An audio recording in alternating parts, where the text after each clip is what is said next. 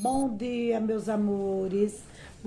Hoje a nossa aula de ciência é sobre a reprodução das plantas. Nós já falamos sobre as plantas. As plantas são vegetais, elas nascem, crescem, a maioria reproduzem, depois chegam também, elas envelhecem e elas também morrem. Falei também na aula passada sobre plantas de extinção, as plantas que estão em extinção, as plantas e o ser humano, falei as plantas e o meio ambiente. E hoje nós vamos falar sobre a reprodução das plantas, como as plantas se reproduzem, como elas nascem. Já sabemos que assim como os outros seres vivos, as plantas nascem, crescem, reproduzem-se e morrem. A reprodução das plantas é necessária para que elas possam gerar novas plantas. Para as plantas se reproduzirem no meio ambiente onde vivem, existem duas formas. Vamos conhecê-las? Sexuadas e assexuadas. Vamos ver quando a reprodução é sexuada. Vou ler aqui embaixo tem um exemplo. A reprodução sexuada ocorre nas plantas com flores, pois é nas flores que encontramos as células reprodutivas, masculinas e femininas. Então, ocorre nas plantas que têm flores. As células reprodutivas masculinas estão localizadas no interior dos grãos. Veja aí embaixo, dos grãos de pólen, que são produzidos no estames. O conjunto de estames constitui o androceu, parte masculina da flor. Já o conjunto de pistilos forma o gineceu, parte feminina da flor. Veja a imagem. Isso aqui, ó. Esse arcozinho aí rosa, que vocês estão vendo, é o que é o pistilo. Aqui, isso aqui é o estame. Veja lá. E aqui é o ovário. Já as células reprodutivas femininas, as oosferas, são produzidas no interior do ovário, localizado no pistilo. Pólens, veja só o que são pólens, isso aqui, ó. Essas bolinhas aí. Pólens, sendo liberados, contém células reprodutivas masculinas, o ovário da flor. Óvulo, no interior do ovário, contém célula reprodutiva feminina. Vamos lá para outra parte, vamos lá. Existem outras plantas nas quais ocorre o contrário. Elas têm a parte masculina e a parte feminina em flores separadas. Portanto, podemos dizer que essas plantas possuem flores masculinas e flores femininas. A aboboreira, por exemplo, tem flores masculinas e flores femininas e nas mesmas plantas. Flor da abóbora, macho, veja só, que é toda verdinha. E flor da abóbora fêmea, que é amarela. Para que aconteça a reprodução sexuada das plantas, é necessário que ocorra o encontro entre as células reprodutora masculina, o pólen, e a feminina, a oosfera. O transporte de grãos de pólen de um estame até um gineceu chama-se polinização. O que é polinização? É o transporte do grão de pólen de um estame até o gineceu. Com a ajuda dos animais, da água e do vento, o processo de reprodução ocorre facilmente. As cores chamativas e os odores fortes das flores atraem insetos e outros animais que realizam uma importante tarefa. Colabora no transporte dos grãos de pólen de um estame até um pistilo.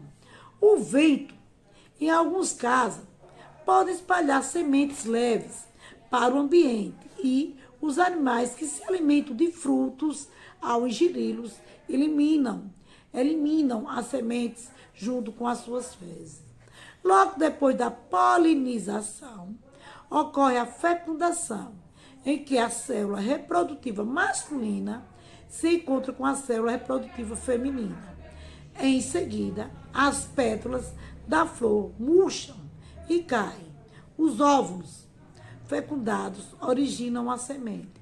O ovário passa por várias transformações e geralmente se desenvolvem ali um fruto, onde se encontra a semente, que dará origem a uma nova planta. Depois da flor, nasce o que? O fruto, o ovário, né? Veja aqui, no fruto, a parte de fora, na casca, é o epicarpo. A outra, que fica mais fora, é o mesocarpo. Aqui está a massinha, é o endocarpo. E no meio está o que? A semente. Então, a parte de fora é o mesocarpo. A outra, um pouquinho dentro, é o epicarpo. A dentro, que é a macenta, é o endocarpo. E embaixo está o que? A semente. Outra maneira de uma planta se reproduzir é através da reprodução assexuada. Vamos ver como é que é assexuada. Isto porque algumas plantas funcionam de uma maneira diferente e não precisa da participação de flores ou sementes para reproduzir. Para gerarem uma nova vida, essas plantas precisam apenas que caiam no solo pequenas partes como esporos, folhas ou galhos. Esse tipo de reprodução é também conhecida como reprodução vegetativa. Observa alguns exemplos de reprodução assexuada ou vegetativa. Tanto faz assexuada como vegetativa. Vou dar um exemplo aqui desse tipo de reprodução assexuada. Brotos, vocês estão vendo um exemplo. Brotos são plantas em miniaturas produzidas pelas plantas mãe. Esses brotos podem se separar da planta mãe e dar origem a uma nova planta. A bromélia pode ser reproduzida dessa maneira. Um exemplo aqui ao lado. Há rizomas, caules que crescem horizontalmente embaixo da terra. Caso o rizoma se rompa, ele pode dar origem a uma nova planta, na qual seus ramos crescem em sentido vertical. Vertical quer dizer para cima. A bananeira é exemplo de rizoma. Tubérculos, no caso de batatas. Caules que acumulam reservas de alimento. Se um tubérculo se separar da planta mãe, pode se enraizar e dar origem a uma nova planta. A batata é um exemplo de tubérculo. Aqui a gente viu o exemplo de planta assexuada ou vegetativa. Brotos, rizomas e tubérculos. Na página 128, além das formas de reprodução estudadas anteriormente, há outras plantas como musgos, samambaias e avencas que não têm flores, nem frutos, nem sementes. Elas se reproduzem através de células chamadas de esporos, que ao caírem em solo adequado, pode germinar e originar outra planta. Esporo, esses pontinhos que ficam na planta da samambaia. Os pontinhos pretos nas folhas da samambaia são conjunto de esporos. De um tubérculo de batata podem surgir novas folhas. Os brotos da folha da fortuna surgem nas bordas das folhas. Veja agora aqui.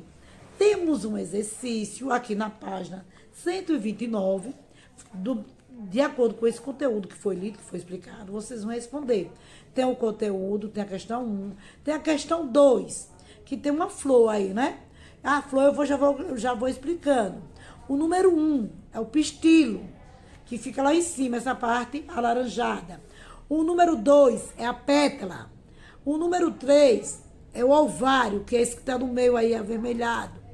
O número 4 é o óvulo, esse avermelhado que está, os dois avermelhados, o óvulo.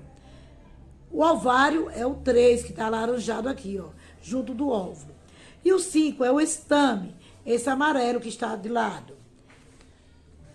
Aí na página, vocês vão responder a página 129 e a página 130. Então, encerramos nosso assunto sobre as plantas. E os próximos assuntos será sobre os animais. Boa aula!